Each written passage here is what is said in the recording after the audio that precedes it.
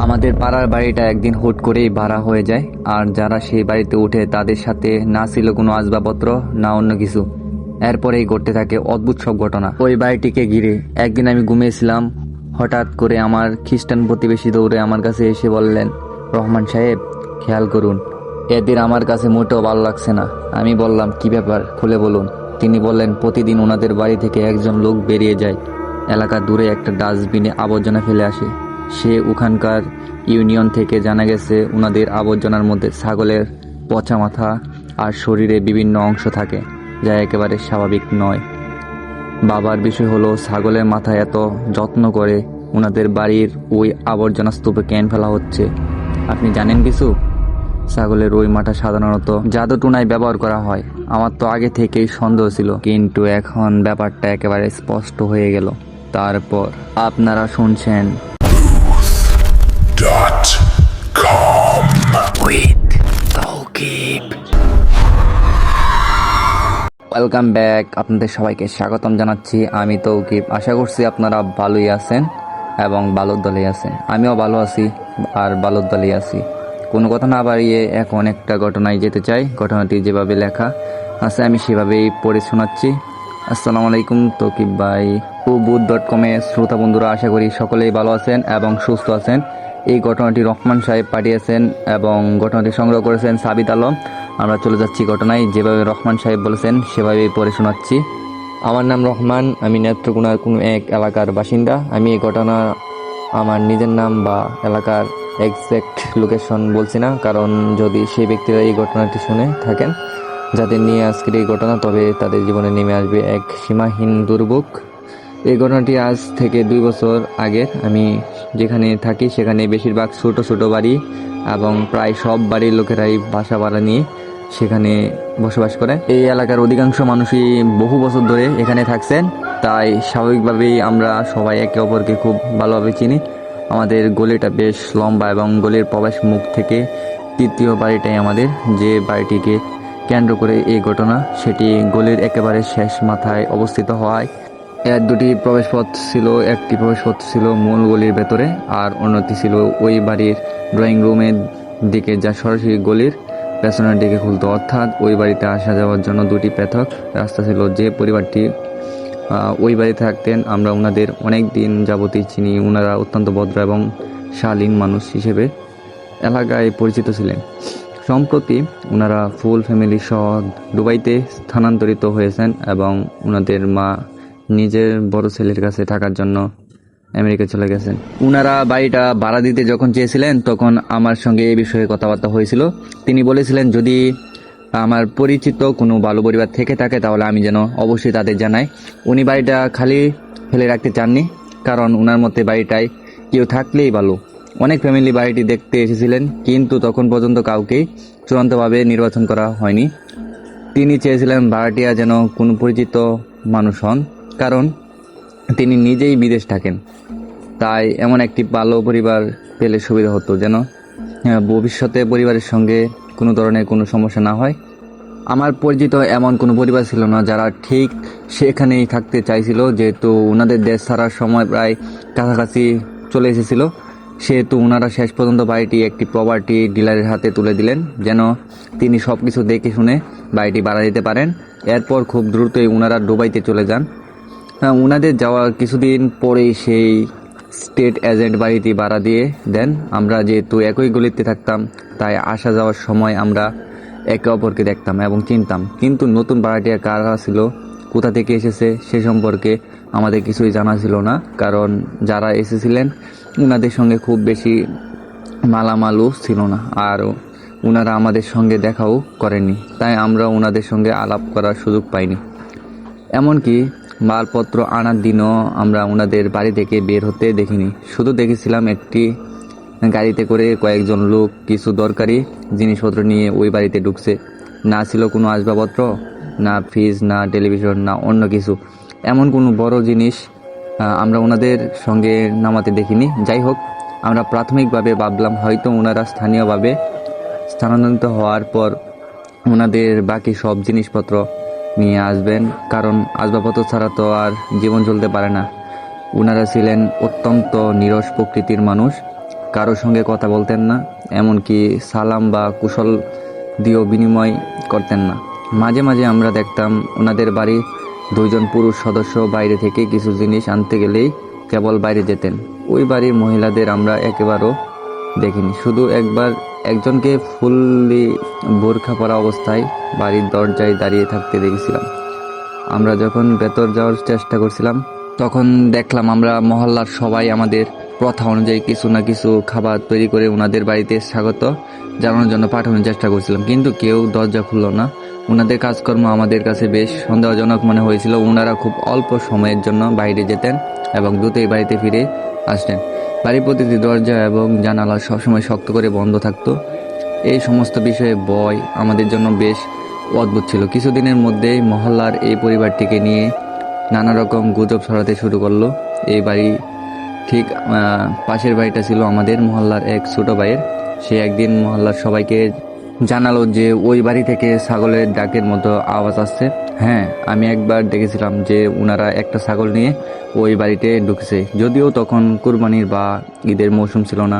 আমি তখন ভেবেছিলাম হয়তো ওনাদের কোনো পশুপালনের ব্যবস্থা থাকতে পারে। তখন আমাদের এক বুড়ো দাদু আমাকে বলল, বাবা, জীবনটা বুঝে চলতে হয়। এ চুল তো আর রোদে সাদা হয়নি। যদি পশুপালনের খামারি হতো তাহলে কি ওনারা এভাবে একটা ছাগল নিয়ে গড়ে রাখতো? আর কেউই বা নিজেদের বসবাসের ঘরে ছাগল রাখে? তুমি তো জানো এই ঘরটা তেমন বড়ও নয়। ওই দাদুর কথাগুলো একদম যুক্তিযুক্ত ছিল। আমি বললাম, আপনার ঘর তো একদম কাছে, আপনি না হয় একবার ওনাদের কাছে থেকে ব্যাপারটা জানার চেষ্টা করুন। তখন তিনি বললেন, ওরা তো কারো সঙ্গে কথা বলে না, সালামের জবাব পর্যন্ত দেয় না।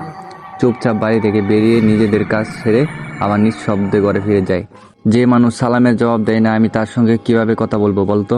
ওরা সামনে দিয়ে এমনভাবে চলে যায় যেন কানে কিছুই শুনে না, চোখে কিছুই দেখে না। আমি নিজেও এই বিষয়টা লক্ষ্য করেছিলাম। তাই আমি প্রতিবেশীদের বলেছিলাম, আপনারা ওনাদের উপর কড়া নজর রাখুন, না হলে বাড়িওয়ালাকে ডুবাইয়ে ফোন করে সবটা জানাতে হবে। এখন আমি প্রায় বাইক পার্ক করার সময় বা বাইরে থেকে আসা যাওয়ার সময় ওই বাড়িটির দিকে একবার নজর দেই এই ভেবে হয়তো কাউকে বাইরে দাঁড়িয়ে থাকতে দেখবো এবং তার সঙ্গে কথা বলতে পারবো। কিন্তু এমনটা কখনই হতো না। বাড়িটা সবসময় বন্ধ থাকতো। গলিতে যে ছেলেরা খেলাধুলা করতো সেই বাচ্চারা একদিন বলল যে ওই বাড়ির কেউ ময়লা ফেলে না, আর কখনো পরিচ্ছন্নতা কর্মীরা আসে তখন ওনারা সেই পরিচ্ছন্ন কর্মীদের মানা করে দেয়। এটা আমার জন্য বেশ অবাক করার মতো একটা ব্যাপার ছিল। তার মানে মনে হয় ওনাদের বাড়িতে কোনো ময়লাই হয় না, অথবা ওনাদের কোনো পরিচ্ছন্নতা কর্মী প্রয়োজন পড়ে না। একবার আমাদের এক পরিচ্ছন্ন কর্মী বলেছিলেন যে ওনারা ময়লা আমাদের দেয় না, নিজেরাই কোথাও দূরে ফেলে দিয়ে আসে। আমি জানি না ওদের ময়লার মধ্যে এমন কি থাকে। এইসব কথা শুনে আমি খুব চিন্তিত হয়ে পড়লাম। আসলে এরা কারা? আমি যেহেতু একজন বাবা, তাই প্রতি সপ্তাহান্তে ছেলেদের নিয়ে কোথাও না কোথাও ঘুরতে যেতাম। এমনকি এক সন্ধ্যায় আমি ওই 2জন লোককে একটা পিৎজা রেস্টুরেন্টে দেখেছিলাম। ওনারা মাস্ক পরে 2জন মেয়ের সঙ্গে বসে কথা বলছিলেন। আমি আড়াল থেকে ওনাদের দিকে। ওনারা সেখানে কিছু অর্ডার দিলেন না। সেই 2জন লোক মেয়েদের সঙ্গে খুব নিচু স্বরে কিছু জরুরি কথা ছাড়ছিলেন। কথাগুলো কি ছিল তার দূরত্বের কারণে আমি শুনতে পাইনি, কিন্তু আমি দেখলাম মেয়েরা 2টো খাম ওই ছেলেদের হাতে তুলে দিল। ছেলেরা খাম 2টো নিয়ে একটা কাগজে কিছু লিখে সেখান থেকে চলে গেলেন। আর ওই 2 মেয়ে একটা রিক্সা নিয়ে নিজেদের বাড়ির দিকে রওনা হলো। আমি আর আমার স্ত্রী পুরো ঘটনাটা নিজেদের চোখে দেখলাম। আমরা যখন ঘটনাটা দেখছিলাম তখন কিছুই বুঝতে পারছিলাম না যে ঠিক কী ঘটছে বা কী নিয়ে চুক্তি হচ্ছে। যাই হোক, সময়টা কেটে যাচ্ছিল। ওনাদের বাড়িতে আমরা কাউকে আসতে দেখছিলাম না, কাউকে যেতেও দেখছিলাম না। আমরা মহল্লার সবাই মিলে এলাকার মুরব্বীদের অভিযোগ জানালাম। মুরব্বীরা আমাদের বললেন, এমন কোনো অভিযোগ তো নেই যার ভিত্তিতে আমরা ওনাদের বাড়িতে যেতে পারি বা ওয়ার্নিং দিতে পারি। ওনারা একা বাড়ি থেকে বের হয়, একাই ফেরে এবং চুপচাপ থাকে। তাহলে আমরা কি অভিযোগ নিয়ে ওনাদের বাড়িতে যাব? ওনারা আপনাদের সঙ্গে মেশে না বা যোগাযোগ রাখে না। আপনাদের কথাগুলো হয়তো ঠিক, কিন্তু এই সব কিছুর উপর ভিত্তি করে ওনাদের বাড়িতে গিয়ে তো প্রশ্ন করতে পারি না। আমি তখন দুবাইতে বাড়ির মালিককে ফোন করলাম, বললাম, আপনি এই বাড়ি কাদের কাছে ভাড়া দিয়েছেন? তখন তিনিও সবটা শুনে বেশ চিন্তিত হয়ে পড়লেন। তিনি বললেন, আমি তো জানি না এরা কারা। আমি তো শেষ মুহূর্তে স্টেট এজেন্টের হাতে বাড়িটা দিয়েছিলাম, তিনি এই বাড়ি ওনাদের হাতে তুলে দিয়েছেন। আমি ভাড়ার বিষয়ে জানতে চাইলাম। তিনি বললেন, ভাড়া তো সবসময় চলে আসে। আমি অ্যাকাউন্ট নাম্বার চাইলে তিনি বললেন, ভাড়া আমার কাজিনের নগদ অ্যাকাউন্টে আসে। আর ওই এজেন্ট টাকাটা ট্রান্সফার করে দেয়। টাকাটা আমার কাজিনের কাছেই থাকে। তিনি হঠাৎ জিজ্ঞেস করলেন, ওনারা কি আপনাদের কোনোভাবে বিরক্ত করছে? আমি বললাম, বিরক্ত করার কথা কি বলবো। তখন আমি ওনাকে পুরো ব্যাপারটা খুলে বললাম। তিনি বললেন, আমি প্রপার্টি ম্যানেজারের সাথে কথা বলবো। আপনাদের জানাচ্ছি, এরপর একদিন রাতে আমি ঘুমিয়েছিলাম, হঠাৎ করে আমার খ্রিস্টান প্রতিবেশী দৌড়ে আমার কাছে এসে বললেন, রহমান সাহেব খেয়াল করুন, এদের আমার কাছে মোটেও ঠিক লাগছে না। আমি বললাম, কি ব্যাপার, খুলে বলুন। তিনি বললেন, প্রতিদিন ওনাদের বাড়ি থেকে একজন লোক বেরিয়ে এলাকার দূরে একটা ডাস্টবিনে আবর্জনা ফেলে আসে। ওখানকার ইউনিয়ন থেকে জানা যায়, মানে ওনাদের আবর্জনার মধ্যে ছাগলের পচা মাথা আর ছাগলের শরীরে বিভিন্ন অংশ থাকে, যা একেবারেই স্বাভাবিক নয়। বাবার বিষয় হলো, ছাগলের মাথা এত যত্ন করে ওনাদের বাড়ির বাইরে আবর্জনা স্তূপে কেন ফেলা হচ্ছে আপনি কি জানেন? ছাগলের মাথা সাধারণত জাদুটোনায় ব্যবহার করা হয়। এদের এখান থেকে সরানোর ব্যবস্থা করুন, না হলে এখানে কারো বড় কোনো ক্ষতি হয়ে যাবে। আমার মনে তখন দুটো বড় বিপদের সংকেত বেজে উঠল।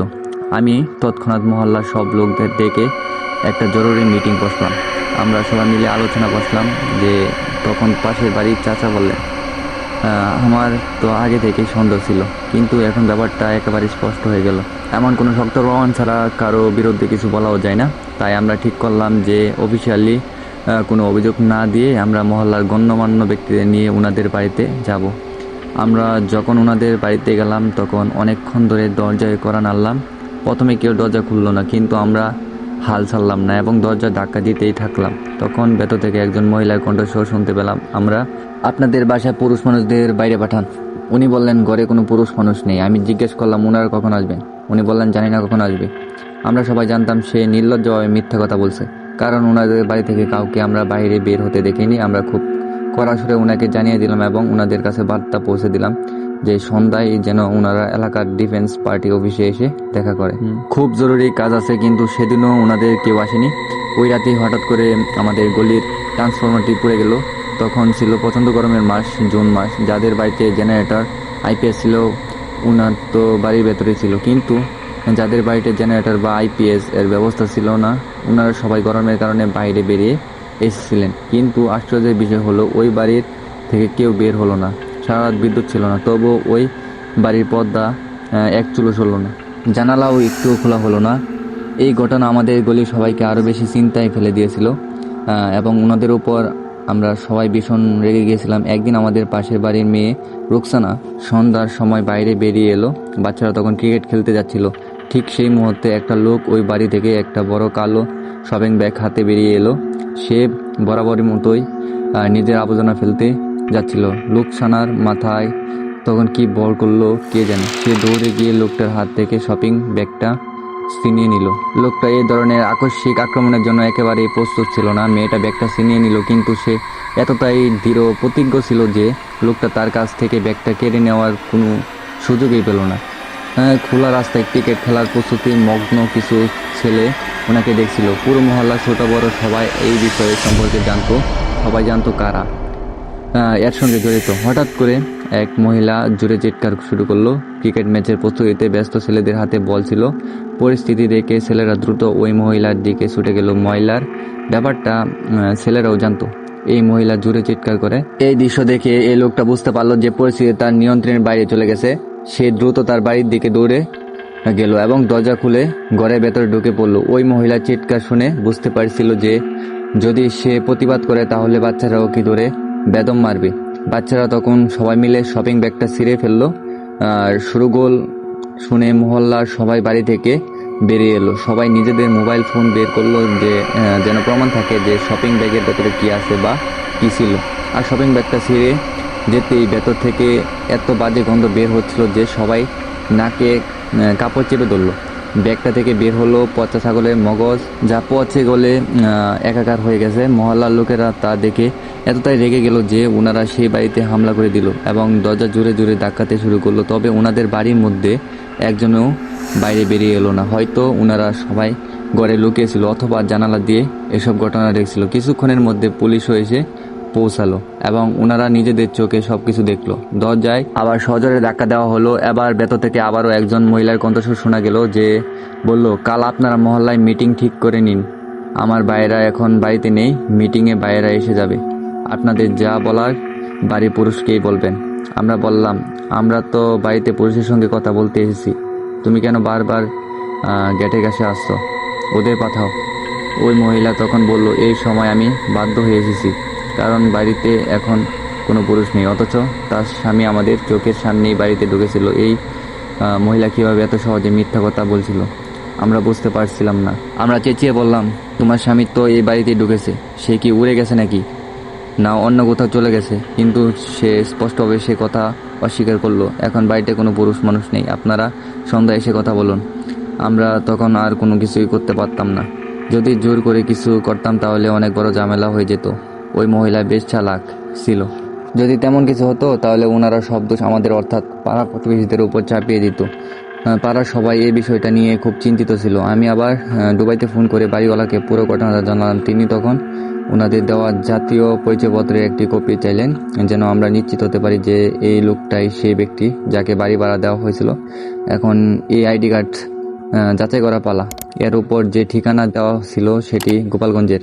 এই কাজটা সকালেই করা সম্ভব ছিল। পরের দিন সকালে আমরা 2-3 জন মিলে প্রপার্টি ডিলারের কাছে গেলাম। তখন তিনিও বেশি চিন্তিত হয়ে উঠলেন। তিনি বললেন, আমাদের কাছে তো দুই পক্ষই চুক্তি করে, আমরা কেবল দুই পক্ষকে মিলিয়ে নেই, কার আচরণ কেমন সেটা তো আমাদের জানার কথা নয়। কিন্তু আমি সন্ধ্যার মিটিংয়ে অবশ্যই আসবো, আর আমরা ওনাদের নিজেদের পক্ষ থেকে বাড়ি খালি করার জন্য নোটিশ দিব।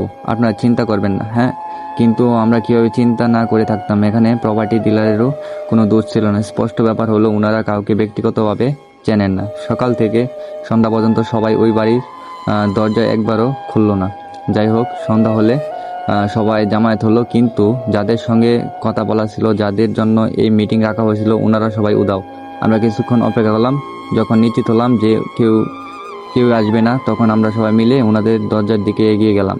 আর সবাই মিলে দরজাটা ভাঙলাম, কিন্তু ভিতরে প্রবেশ করার পর আর কাউকে দেখলাম না। সবাই কোথায় জানি উধাও হয়ে গেছে। .com with Taukim.